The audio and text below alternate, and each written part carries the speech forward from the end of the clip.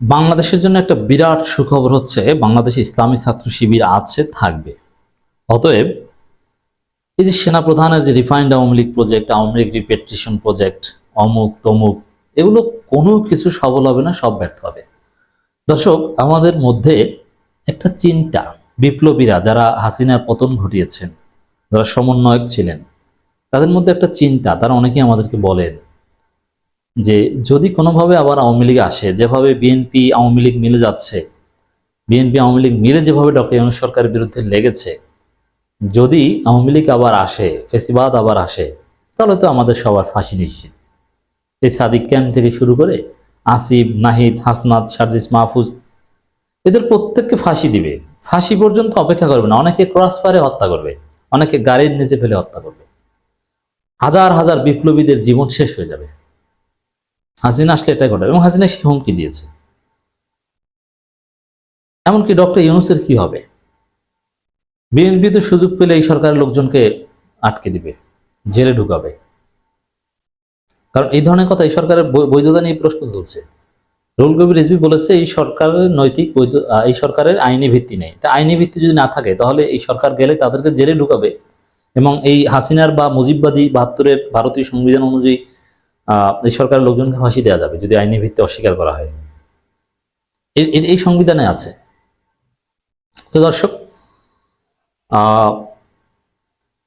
আমার বক্তব্য হচ্ছে, যতদিন পর্যন্ত বাংলাদেশে ইসলামী ছাত্র শিবির আছে ততদিন পর্যন্ত আমি টেনশন করি না। আমি বিশ্বাস করি জামাত ইসলাম ভুল করতে পারে, এমনকি বিক্রিও হয়ে যেতে পারে, ম্যানেজড হয়ে যেতে পারে বিএনপির মাধ্যমে বা কারো মাধ্যমে, কিন্তু ইসলামী ছাত্র শিবির যতদিন আছে ততদিন পর্যন্ত বাংলাদেশে আর ফেসিবাদ আসতে পারবে না। শিবির অতীতে ভুল করেছে, অনেক ভুল ভ্রান্তি করে। এবার শিবিরের যে অবস্থান, শিবিরের যে ম্যাচিউরিটি, হাসিনার পতন ঘটিয়ে শিবির দেখিয়ে দিয়েছে শিবির কি।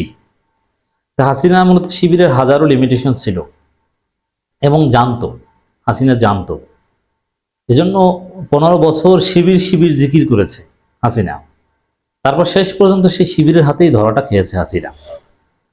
তা এখন তো ডক্টর ইউনূসের যুগ। এখন শিবির যেভাবে সেট আপ করবে, যেভাবে নিজেদেরকে সাজাচ্ছে, আপনি নিশ্চিত থাকেন যে বাংলাদেশে আর ফেসিবাদ আসবে না। হাসিনার পতন যারা ঘটিয়েছে তাদের ফাঁসি হবে, বিচার হবে, তারা ধরা পড়বে, তাদের মৃত্যুদণ্ড দিবে। এই যুগ আর আসবে না। শিবির একা ঠেকিয়ে দিবে প্রয়োজনে। শিবির আছে মানে আর হবে না। বুঝতে পারছেন? অতীতে এত ঘাটের পানি শিবির খায় নাই, এবার যত ঘাটের জল খাচ্ছে। অতএব আমি নিশ্চিন্ত, যতদিন পর্যন্ত এদেশে শিবির আছে, এরা ফ্যাসিবাদের যে কোনো আগমন ঠেকিয়ে দিতে পারবে, যে কোনো আগমন ঠেকিয়ে দেওয়ার সক্ষমতা রাখে। শিবির কি পারে আপনি এখনো দেখেন না? এই যে কুয়েটের এক বিএনপি পন্থী দালাল ভিসি, চোর ভিসি, চোর, এই লেখা চুরি করে ধরা পড়েছে 2004 সালে। পিএইচডি চোর, লেখা চোর।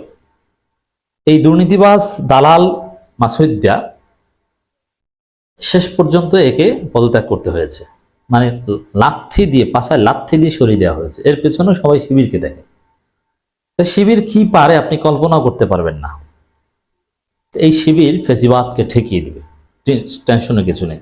সেনাপ্রধান চেষ্টা করে, শিবিরের সাথে পারবে না। লিখে রাখেন, কেউ পারবে না শিবিরের সাথে। শিবির এখন সেই উচ্চতায় পৌঁছে গিয়েছে।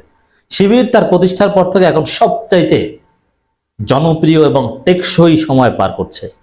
যেমন জামাত ইসলামী 85 বছরীতে সবচাইতে জনপ্রিয় সময় পার করছে। জামাত এখন এতটাই জনপ্রিয়, এই তীব্র জনপ্রিয়তা ধরে রাখার মতো যোগ্যতার অভাব জামাতের নেতৃবৃন্দের।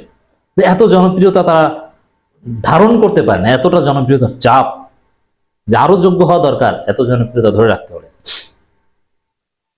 যারা ফেসিবাদকে পুনর্বাসনের চেষ্টা করছে তারা বোকার স্বর্গে আছে।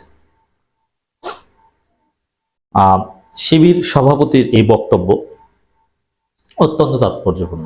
এর মানে ফেসিবাদকে পুনর্বাসন করতে শিবির দিবে না, এরা বোকা, এরা পারবে না। এদেশে শিবির আছে, তো সেনাপ্রধানও আর যেই হোক না কেন, ফেসিবাদকে পুনর্বাসন করতে কেউ পারবে না।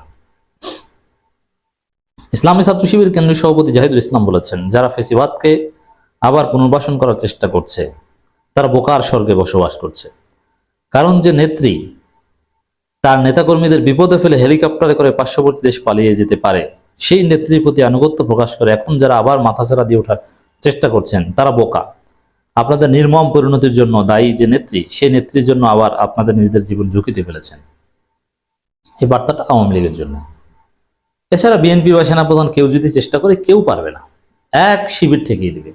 দেখেন, এই বৈষম্যবিরোধী ছাত্র আন্দোলন যারা করেছে, অনেক সমন্বয়কে দেখেছি বিক্রি হয়ে যেতে, অপরাধে জড়িয়ে যেতে, দুর্নীতিতে জড়িয়ে যেতে।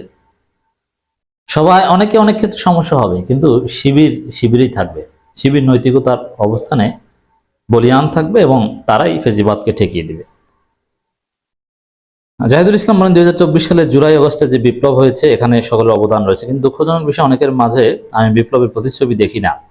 তারা ঠিক আগের মতো ফেসিবাদ কায়েম ও পুনর্বাসন করার চেষ্টা চালিয়ে যাচ্ছে। 24-এ তরুণদের বিপ্লবের মাধ্যমে যে চেতনা আমরা ধারণ করেছি, এই চেতনাকে সহজে কেউ ম্লান করে দিতে পারবে না। আমরা এমন একটি প্রজন্ম যারা অন্যায়কে মেনে নিতে পারে না। অতএব 24-এর বিপ্লবীরা অনেকে বিক্রি হয়ে গেলেও সমস্যা নেই, শিবির ফেসিবাদকে ঠেকিয়ে দিবে, নো টেনশন।